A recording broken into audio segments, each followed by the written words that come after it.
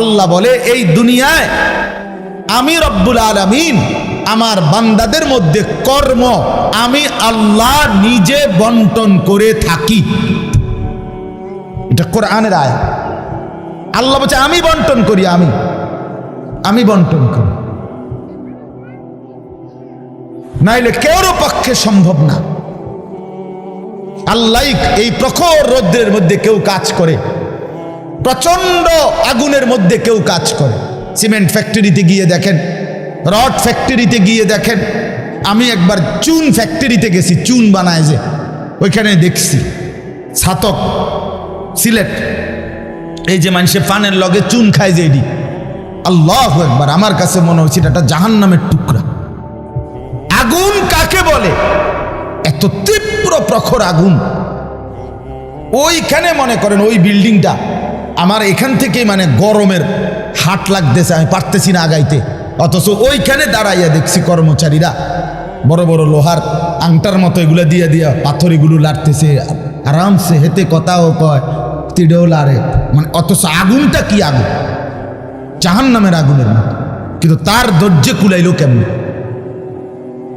আল্লাহ বলেন এটা আমি বন্টন করি, আমি এই দুনিয়ার কর্ম বন্টন করি, ফলে এই দুনিয়ার এই স্বাভাবিকতা ভারসাম্য টিকে আছে। আমরা আল্লাহর সাথে বেশি তুচ্ছ অবজ্ঞা করছি, আমরা জানি না আমাদের শেষ পরিণতি কি। ওমা কাদারুল্লাহ হাক্কা কদরি, আল্লাহ বলছে বান্দা তোমরা আমাকে যথোপযুক্ত কদর করলা না। ওয়াসসামাওয়াতু মাতবিয়াতুম বিয়ামিনি, আল্লাহ বলে জানো বান্দা আমি সেই আল্লাহ যে চাইলে এক সেকেন্ডে এই 7 আসমান একটা পলকের মধ্যে মিনিটের ভিতরে গুটাইয়া আমি আমার কুদরতি হাতে নিয়ে আসতে পারি।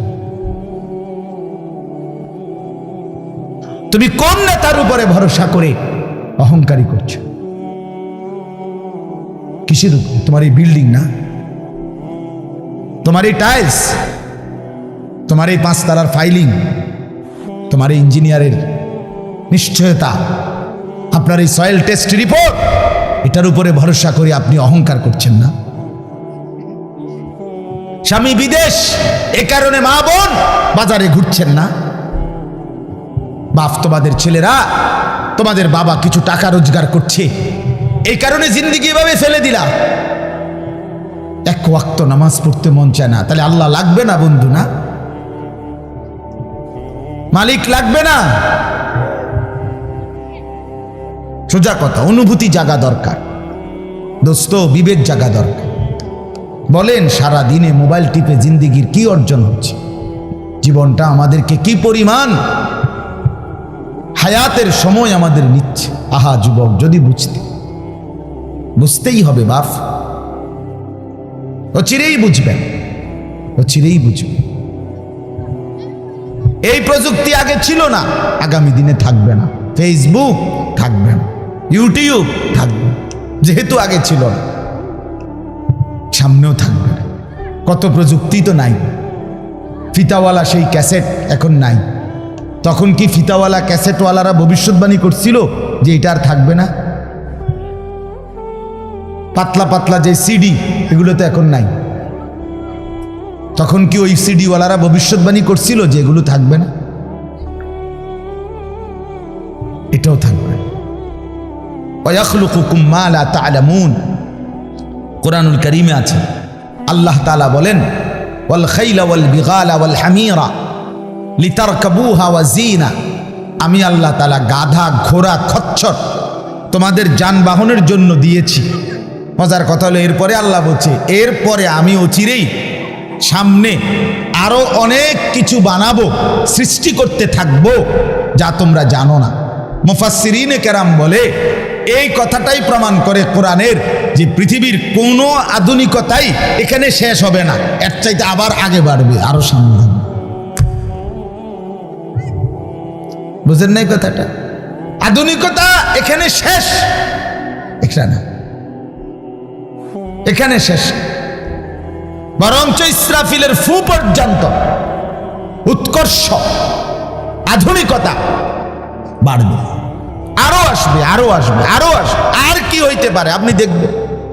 আমার তো মনে আছে প্রথম যেদিন আমারে প্রথম 2-4 বার শুনাইছিল যে মোবাইলের মধ্যে ছবি দেখা যায় বিদেশ থেকে কথা কইলে, যিনি কথা কইতেছে, আমি হাসি দিয়ে উড়ে দূর বেটা বেউকুফ বেটা, কি কস না কস।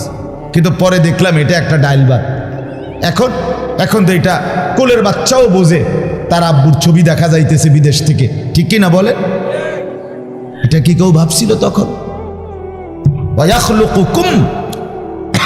আল্লাহ তাআলা বলেন তাদের জন্য সৃষ্টি করব, ও চিরেই করতে থাকবো। মোজারের সিগা, যেটা ইস্তেমরার বুঝায়, ধারাবাহিকতা বুঝায়। মা লা তা'লামুন, যা তোমরা জানো না আমি তৈরি করি। ওয়াল্লাহু ইয়ালামু আনতুম লা তা'লামুন, আল্লাহ বলে আমি জানি তোমরা জানো না। তোমরা জানো মানুষের কোনো আবিষ্কার, এটা মানুষের সত্তাগত আবিষ্কার নয়, বরং আল্লাহর ফয়সালা। এই জন্য আল্লাহ তাআলা যাকে দিয়ে যা করাবেন দুনিয়ায় তা আল্লাহই করাচ্ছেন। কসম খোদার, এটাই সত্য। এই বন্ধু বিশ্বাস করো, এটাই সত্য। এজন্য যে ট্রাক বানাইতে পারছে সে মোবাইল বানাইতে পারবে না। বলে তুমি এত বড় ট্রাকের মতো একটা এত বড় যন্ত্র মেশিন বানাইছো, একটা গাড়ি বানাইতে পারলে তো এই ছোট্ট মোবাইলটা তুমি বানাইতে পারতা না? সে পারবে না। আল্লাহ তাআলার কুদরত এটা।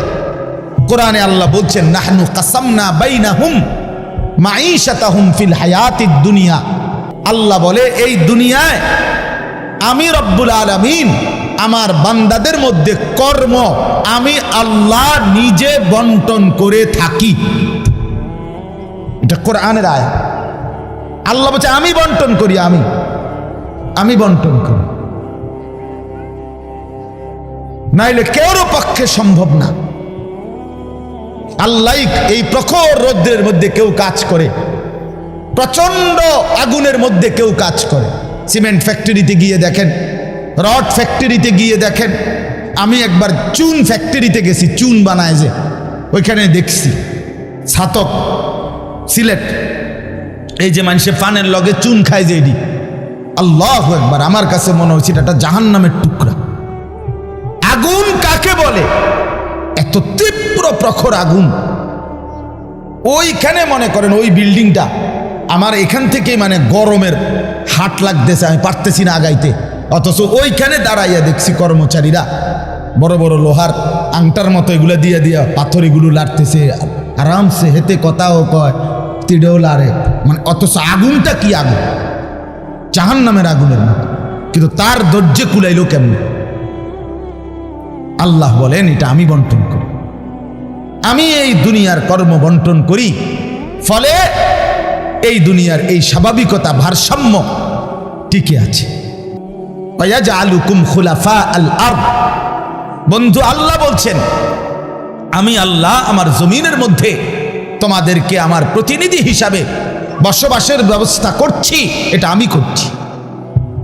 আপনি শুধু একটা বার বলেন, একটা লোক এখানে এই যারা মনোযোগ দিয়ে শুনতেছেন, আপনি বলেন একজন চেয়ারম্যানকে বলুক, এই চেয়ারম্যান সাহেবরা এনে বসাইয়া, মনে করেন একটা ইউনিয়ন যে আপনার এখানে মোট 4000 ভোটারের ভোটে আপনি নির্বাচিত হয়েছেন, ধরে নিলাম এই 4000 ভোটারের মধ্যে এই ইউনিয়নে মানুষের প্রয়োজনীয় যে কাজগুলো এগুলো আপনি বন্টন করে দিবেন। আপনি যেহেতু জনপ্রতিনিধি, আপনি ভাগ করে দিবেন। রিক্সা চালাইব কয়জন, অটো চালাবে কয়জন, জুতা সেলাই করব কয়জন, চুল কাটবে কয়জন, তরি তরকারি করবে কয়জন, টয়লেট বাথরুম সাফ করবে কেডা কেডা, এটি আপনি লিখে দিবেন। চেয়ারম্যানের বাপ না, চেয়ারম্যানের 14 গোষ্ঠী পারবে এটা মিলাইতে? কথা বলেন না, পারবে এগুলো বন্টন করে দিতে? যারে প্রথম বলবো যে তুমি রিক্সাটা চালাইবা, তে কব কি আমি কি ভোট অর্ধেক নিয়ে দিছি, আপনি প্রথম রিক্সাটাই আমারে দিলেন, আপনি কি কমপক্ষে প্রাইভেট কার্ডটাও দেখলেন না? বলবে কি না বলেন নাকি? সম্ভব? এটা সম্ভব। সুবহানাল্লাহ। নাহনু কাসামনা বাইনাহুম মাঈশাতাহুম ফিল হায়াতিদ দুনিয়া। রব্বুল আলামিন বলেন দুনিয়ার হায়াতে আমার প্রতিটা বান্দার কর্মের বন্টন আমি করে থাকি। ওয়া রাফা'না বা'দাহুম ফাওকা বা'দিন। এরপরে আজীব কথা আল্লাহ বলেন, আমি রব্বুল আলামিন আমার বান্দাদের মধ্যে এই দুনিয়ায় একদল আরেক দল, একজন আরেকজনের উপরে মর্যাদাবান করে থাকি।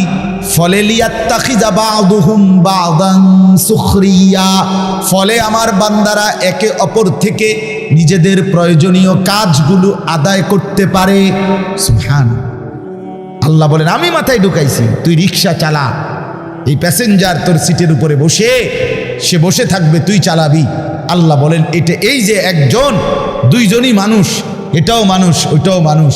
এই লোকটা প্রতিটা প্যাডেল মানে রিক্সা ঘুরাচ্ছে, তার ঘাম বাইয়া পড়তেছে, আত্মে বেটা জমিদারের মতো সে এয়াডার মধ্যে, ফোমের এয়াডার মধ্যে, সিটটার মধ্যে বইয়া মোবাইলে কথা কয়, ঠ্যাং দুইটা আলগি দিয়া, কিরে বেটা কি তারে। তা সে যদি বলতো বেটা প্রয়োজনে ভিক্ষা করে খামু বেটা, তো তোরে এভাবে টাইনতে হবে, নাম বেটা দুজন একটা যাবো বেটা। কথার কথা, কে তারে বুঝাবে তখন?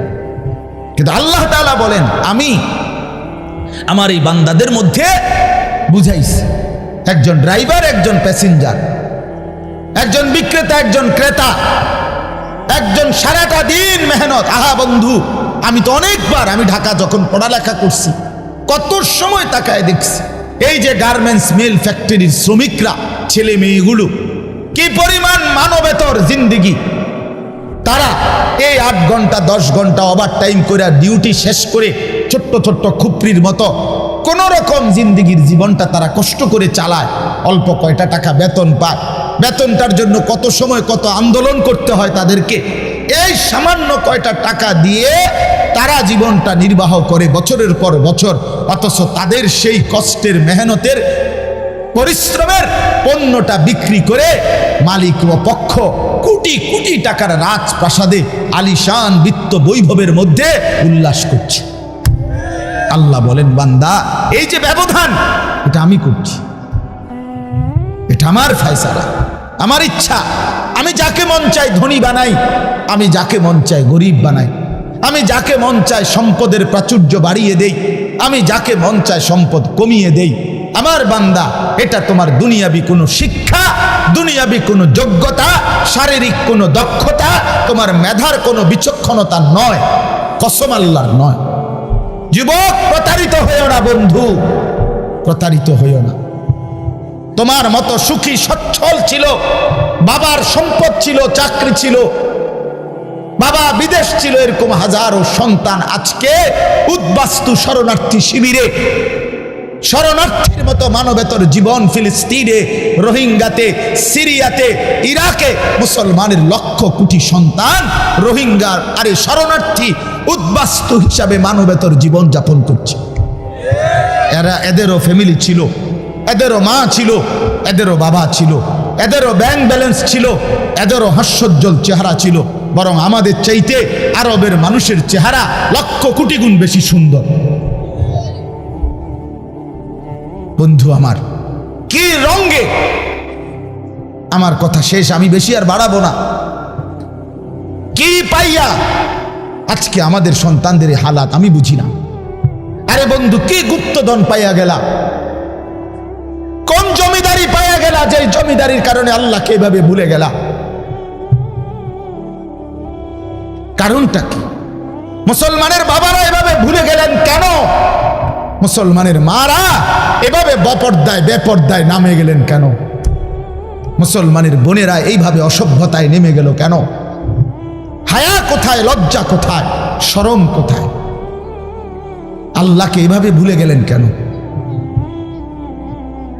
যে ঘরে বাপ মা জীবিত, অথচ ক্ষুধার 365 দিনে, একটা বছরে, একটা 16 বছরের 18 বছরের ছেলে মেয়ে, আহা, আপন মা বাপ জীবিত থাকতে কোনোদিন একটা বছরে ফজরের নামাজ পড়লো না।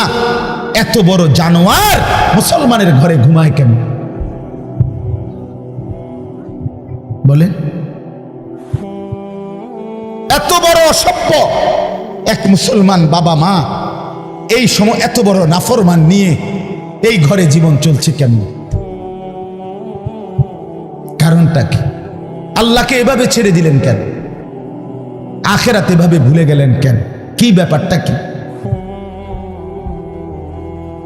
হ্যাঁ, এই পৃথিবীর চারদিকে চতুর্দিকে যদি মুসলমান মজলুম হয়, নির্যাতিত হয়, তা আমরা কি মাটির মধ্যে না, নাকি আমরা চাঁদের দেশে?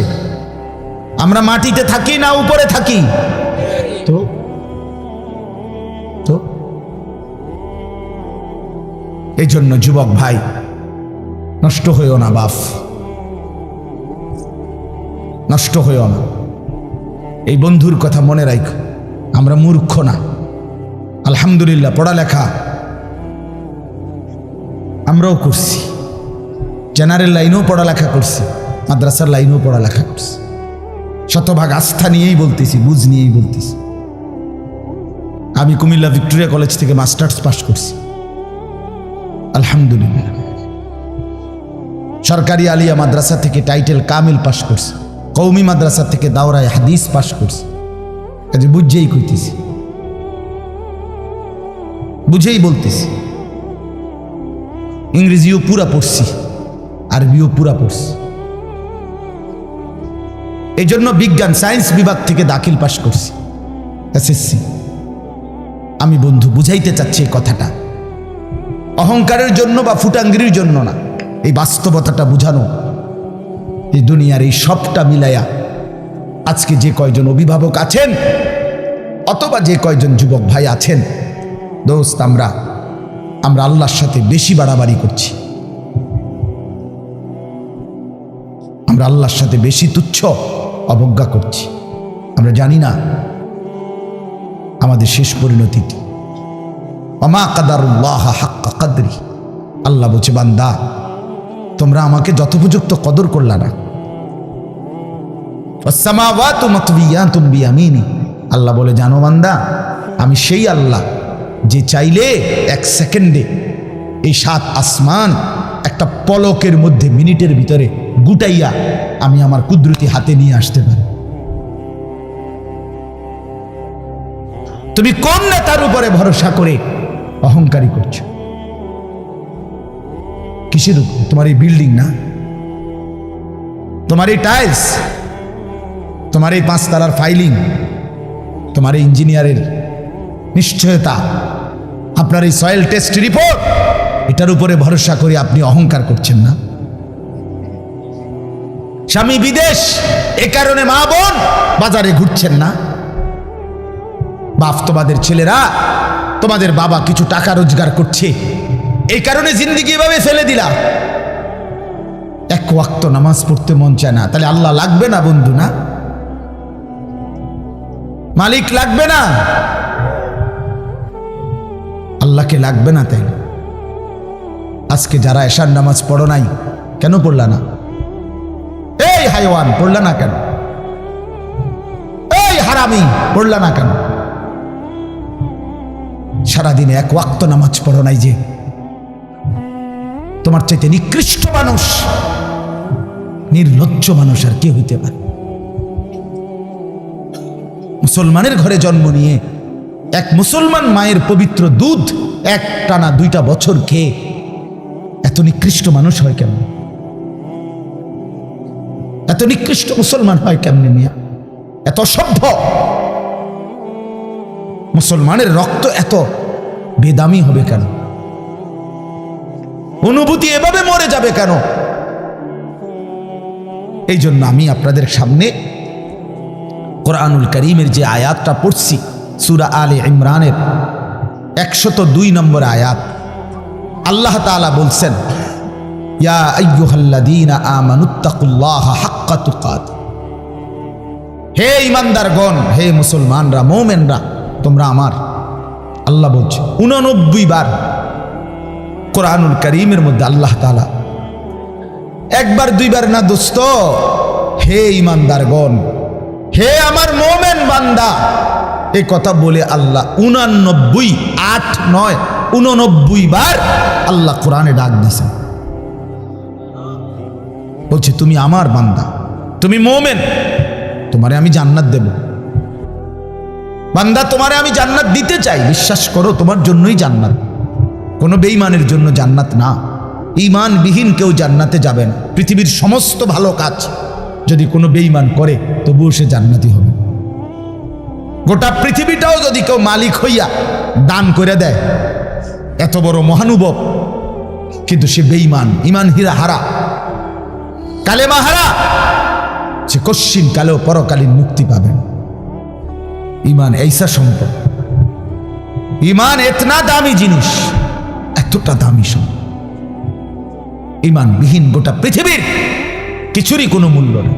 তো আল্লাহ বলে সেই ইমান আমি তোমাকে দিয়েছি বান্দা, আমি গ্রহণ করছি। ইয়া আইয়ুহাল্লাযীনা আমানু, হে ঈমানদারগণ। তার মানে তোমার এটা ফরমটা আমি নিছি, তোমার ঈমানদার হিসাবে গ্রহণ করছি, তোমারে মুসলমান বলে নিলাম আমি। এই জন্যই তো ডাক দিলাম, আমার বান্দা, ডাক তো তোমাকে দিলাম। হযরত হাসান বসরি রাহমাতুল্লাহি আলাইহি বিশ্ববিখ্যাত তাবেঈ ছিলেন, আলেম ছিলেন, শ্রেষ্ঠ বুজুর্গ ছিলেন হাসান বসরি রাহমাতুল্লাহ। আমরা তাফসিরে পড়ছি, উনি বলতেন যখনই কোরআনের এই আয়াত ইয়া আইয়ুহাল্লাযীনা আমানু এটা শুনবে, তো প্রত্যেকটা মুমিনের উচিত সে কান খাড়া করে সাথে সাথে নড়ে চড়ে বসা, আর হৃদয়ের মধ্যে কথা আনা, আমার মুনিব আমাকে ডাকছেন, এখন হয়তো আমাকে কিছু করতে বলবেন অথবা কিছু নিষেধ ছাড়তে বলবেন, আর আমার উচিত মুনিবের ডাকেই সাড়া দেওয়া। তো আল্লাহ তাআলাও এখানে বলছেন ইয়া আইয়ুহাল্লাযীনা আমানু, হে ঈমানদারগণ, ইত্তাকুল্লাহা হাক্কা তুকাতি, তুমি পূর্ণ হক আদায় করে সামর্থ্যের সবটা দিয়ে, নিজ যোগ্যতার সবটুকু দিয়ে, নিজ সামর্থ্যের সবটা দিয়ে হক আদায় করে তুমি আল্লাহকে ভয় করো, তাকওয়া অর্জন করো।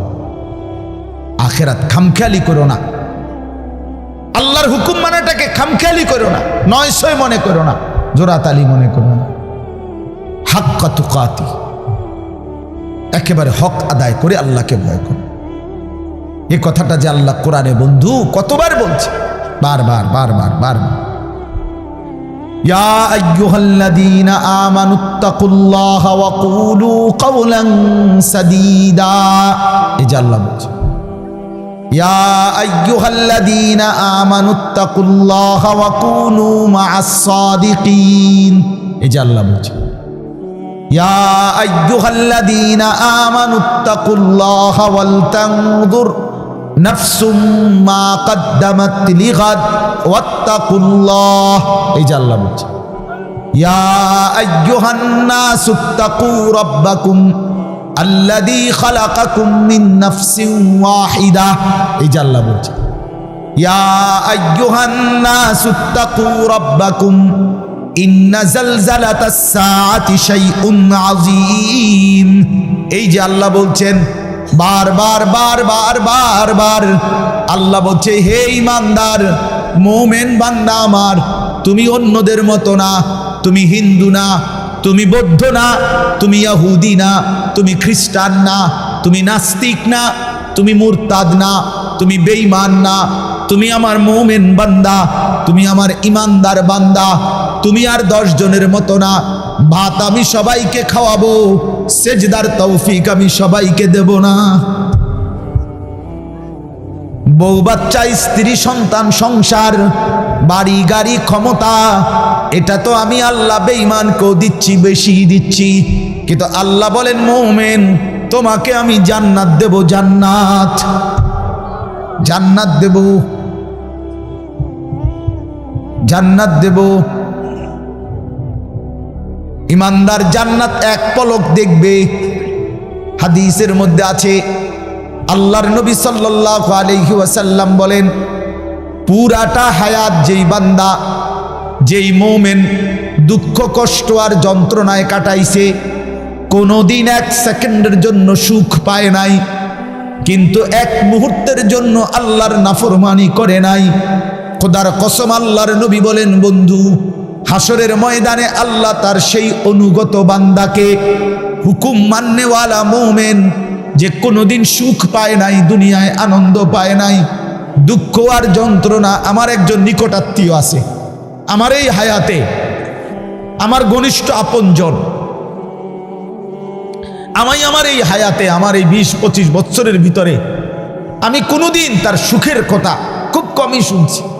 যখনই শুনছি উনি বিপদেই আছে, কোনো না বড় সড়ো মুসিবতে, একটার পর একটা তার বিপদ লেগেই আছে। বিপদ যেন তারে ছাড়ে না, মুসিবত যেন তার।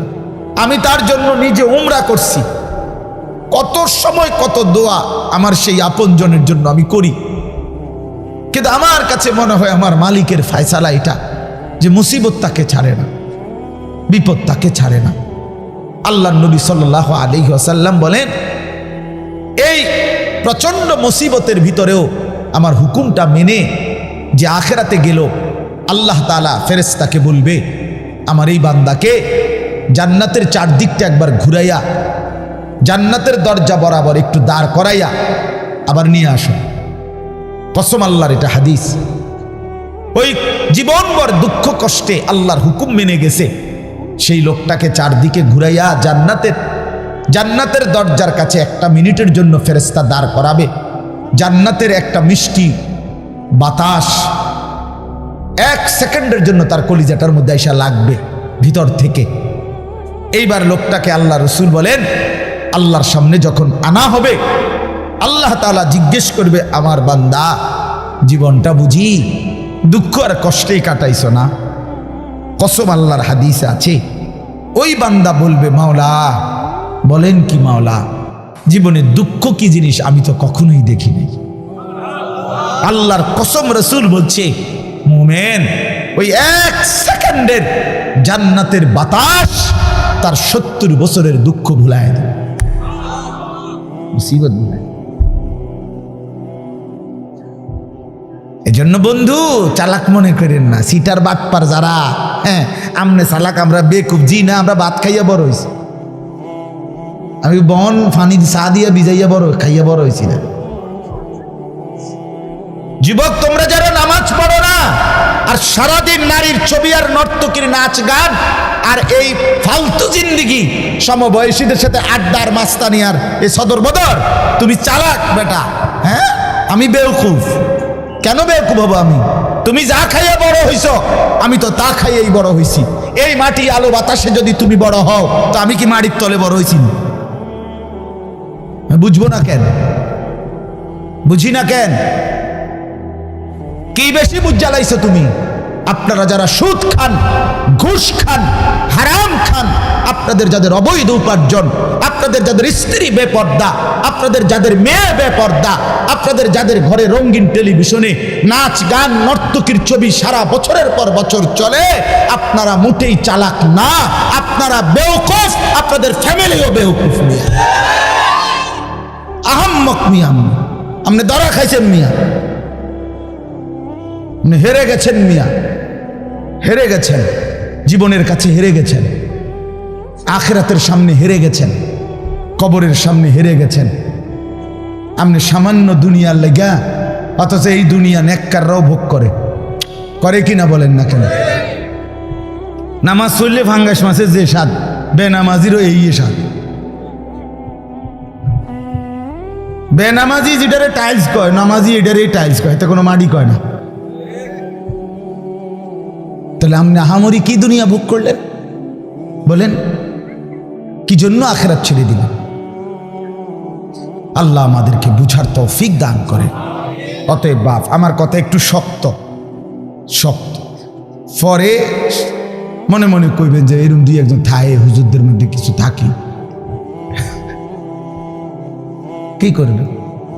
কিছু শক্ত হুজুর থাকতেই পারে না, বেজাল্লা হুজুর ধরেন না। আমি এই কিছু বাকি আমি দিল জাগাইতে চাই, খোদার কসম দুশ্মনী নিয়ে বলি নাই। কি ভাই, কারোর সাথে কোনো দুশ্মনী ছিল কি? কোনো ঝগড়ার কারণে বলা হইতেছি? এটা কি মারামারি? কি জামা বইটা লাইছি, আজ যা সুরিয়ালাম তোরে বেটা ফাইছি, বাতিজার তোরে আজকে ফাইছি, মাইকেও ফাইছি সুবিধা মতো, আজকে কই না। ব্যাপারটা তো এটা না দোস্ত। আমার বাপ, আমার পর্দার আড়ালের মা বোন, আপনাকে জাগাইতে চাই। মা, কেন বেপর্দার জিন্দিগি?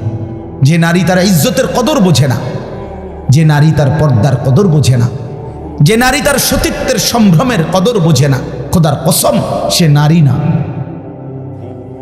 সে কোনো মহিলা না, সে ভিন্ন কোনো পদার্থ হইতে পারে। রাসূলুল্লাহ সাল্লাল্লাহু আলাইহি ওয়াসাল্লাম আমরা এটাই পড়ছি, নবী বলছেন নারী বলে তাকে আড়ালে থাকে যে, নিজেকে পর্দায় রাখে যে, নিজেকে আড়ালে রাখে যে, তাকেই বলে নারী। এজন্য যে বেপর্দা, বেহায়া, নির্লজ্জা, বেশরম, এটা কোনো নারী না, অন্য কোনো পদার্থ, অন্য কিছু। বলে তো কিতা এটা হেবুডি ডাক্তার দেখ, ডাক্তারই তো একটা রিপোর্ট দিব, ওটা পরীক্ষা নিরীক্ষা করে চাইব কিতা এটা, আমি কিল্লে কইতাম। রাসূল বলছে নারী বলে তাকে পর্দায় থাকে যে। আল্লাহ আমাদেরকে বুঝার তৌফিক দান করে। অতএব এটাই কথা আমার, রমজান সামনে, আমাদের জীবনের সুযোগ নিজেকে বদলানোর, নিজেকে পরিবর্তন করার, জীবনটা গঠন করার। এজন্য আমি এই আয়াত পড়ছি। আল্লাহ বলছে বান্দা সাধ্যের সবটুকু দিয়ে সর্বোচ্চ হক আদায় করে আমাকেই ভয় করো। আর আল্লাহকে ভয় করার অর্থ দুইটা, সমস্ত গুনাহ ছেড়ে দেওয়া, আল্লাহর সমস্ত হুকুম পালন করা। আল্লাহ আমাদেরকে তৌফিক দান করে। ওয়ালা তামুতুন্না ইল্লা ওয়া আনতুম মুসলিমুন।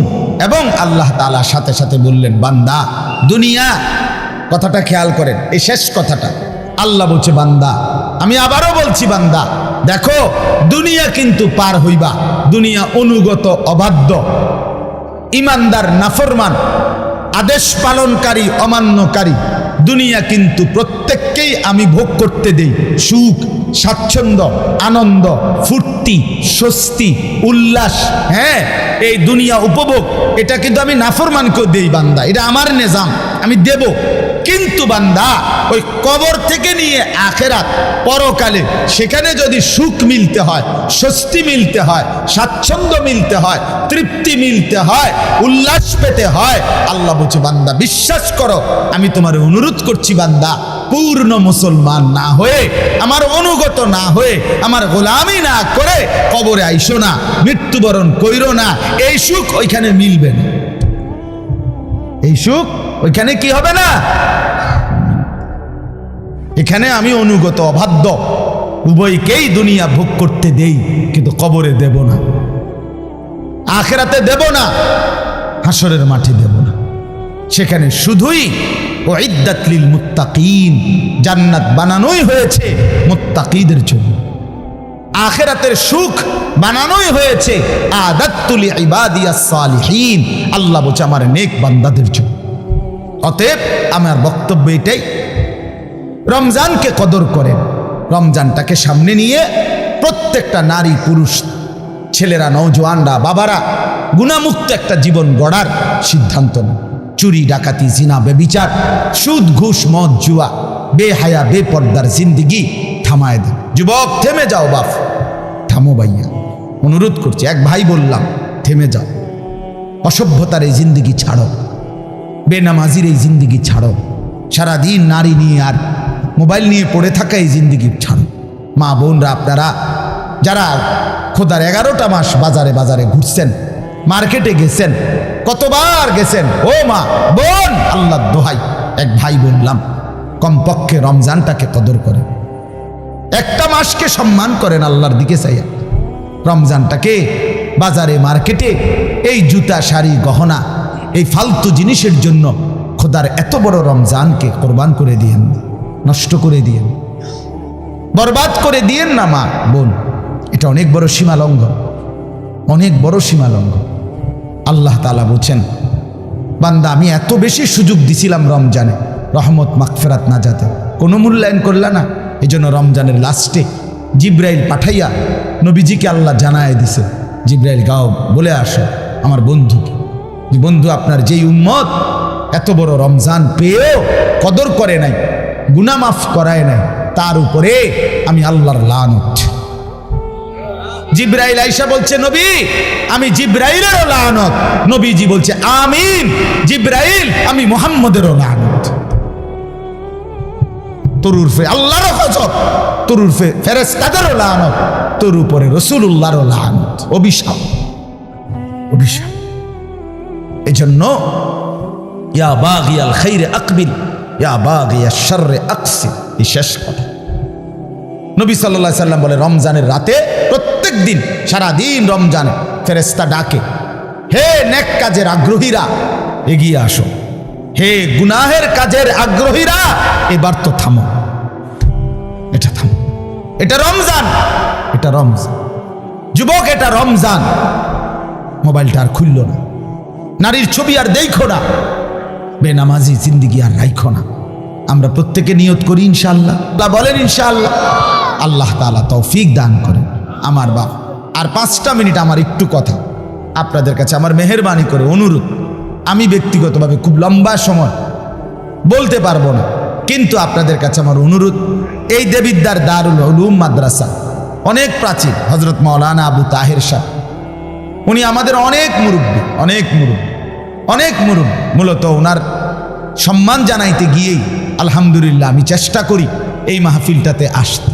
ওনার ছেলে বশির, সে আমারে অনেক মহব্বত করে, অনেক মহব্বত। এই জন্য সব মিলায়া আন্তরিকতার কারণেই চেষ্টা করছি আসতে। আপনাদের কাছে অনুরোধ, এই মাদ্রাসাটা সবচেয়ে প্রাচীন দেবিদ্বারের পুরাতন মাদ্রাসাগুলোর মধ্যে এটা একটা। আমাদের মাসিকারা মাদ্রাসা, আমাদের রামপুর মাদ্রাসা, এগুলো যেরকম প্রাচীন মাদ্রাসা, এটাও আলহামদুলিল্লাহ অনেক প্রাচীন একটা মাদ্রাসা। একটা মাদ্রাসার অনেক জরুরত, অনেক প্রয়োজন। মাদ্রাসার নতুন ভবন, মাদ্রাসার সার্বিক ব্যবস্থাপনা, একটা মাহফিলের ইন্তেজাম, মাদ্রাসার সমস্ত খরচ সব মিলায়া